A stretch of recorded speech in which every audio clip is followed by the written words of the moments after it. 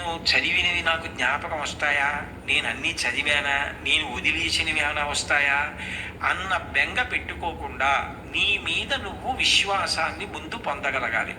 రెండు, నువ్వు ఇవాళ పరీక్ష ఉంది అంటే నిన్న రాత్రి నుంచి చదివితే నువ్వు బెంగ పెట్టుకోవాలి, ఒత్తిడి పడాలి.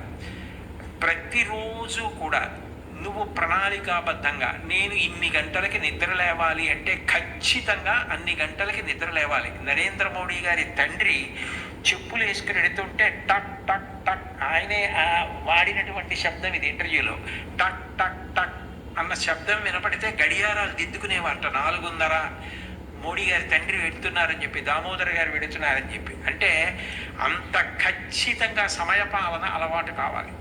ఇన్ని గంటలకి లేవాలంటే అన్ని గంటలకి లేవాలి. ఇన్ని గంటలు నేను చదువుకోవాలంటే ఆ పుస్తకాలు కావలసినవి దగ్గర పెట్టుకుని గడియ గడియకి లేవడం కాకుండా చక్కగా చదువుకోవాలి.